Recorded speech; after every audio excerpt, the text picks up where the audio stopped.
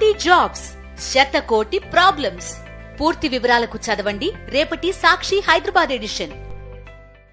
Social media కార్యకర్తలపై వేధింపులు ఆగడం లేదు. అక్రమ నిర్బంధాలు అడ్డుగోలుగా కొనసాగుతున్నాయి. కూటమి ప్రభుత్వ కక్ష సాధింపులను తట్టుకోలేకపోతున్న బాధిత కుటుంబాల వారు హైకోర్టులో హెబియస్ కార్పస్ పిటిషన్లు వేస్తున్నారు. వారు పిటిషన్లు వేశారన్న కోపంతో టీడీపీ నేతలు మరిన్ని కేసులు నమోదు చేస్తున్నారు. ఒక్కొక్కరిపై 10 నుండి 25 వరకు కేసులు నమోదయ్యేలా పోలీస్ అధికారులపై ఒత్తిడి చేస్తున్నారు. తాలిబాన్లను తలపించేలా ఏపీలో కూటమి నేతలు అరాచకాలు చేస్తున్నారు. ఏపీలో కూటమి ప్రభుత్వం అత్యంత దుర్మార్గంగా పాలన చేస్తోంది. తాము ఎలాంటి తప్పులైనా చెయ్యొచ్చు, కానీ ఆ తప్పులను ఎవరూ వేలెత్తి చూపకూడదని కూటమి నేతలు అనుకుంటున్నారు.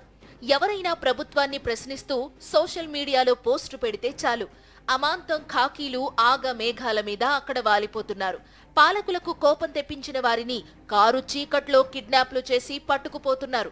వారిని ఎందుకు అదుపులోకి తీసుకున్నారో, వారిపై ఏ కేసులు ఉన్నాయో, వారిని ఎక్కడికి తీసుకుపోతున్నారో బంధువులకు కూడా చెప్పకుండా గుట్టు చప్పుడు కాకుండా అక్రమ నిర్బంధంలోకి లాక్కుపోతున్నారు.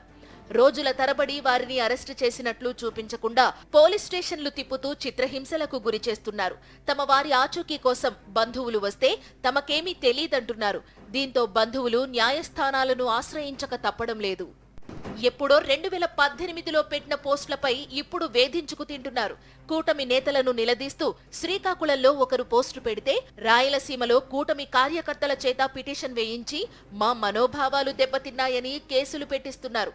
కేవలం తమని ప్రశ్నించే వారిని ఇబ్బందులు పెట్టాలన్న లక్ష్యంతో ప్రభుత్వమే ఇలా పోలీసుల చేత అక్రమ కేసులు కట్టించి అక్రమ నిర్బంధాల్లోకి తోయించి నరక యాతన పెడుతోందని న్యాయరంగ నిపుణులు ఆరోపిస్తున్నారు.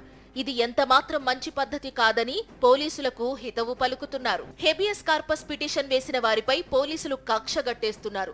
హెబియస్ కార్పస్ పిటిషన్ వేస్తే చచ్చినట్లు పోలీసులు తాము నిర్బంధించిన వారిని న్యాయస్థానం ముందు హాజరుపరచాల్సి వస్తోంది. దాంతో వారు రగిలిపోతున్నారు. తమనే ధిక్కరిస్తారా అని హెబియస్ కార్పస్ పిటిషన్లు వేసిన వారిపై లెక్కకు మించి కేసులు పెట్టి వేధిస్తున్నారు. సోషల్ మీడియా కార్యకర్తలపై తప్పుడు కేసులు పెట్టడం ద్వారా రాష్ట్రంలో ప్రశ్నించే గొంతులను నొక్కేయాలని చూడటంపై దేశవ్యాప్తంగా చర్చ జరుగుతోంది. సుప్రీంకోర్టు మార్గదర్శకాలను కాదని ఏపీలో భావ ప్రకటన స్వేచ్ఛని అణిచివేయటంపై తీవ్ర విమర్శలు వస్తున్నాయి.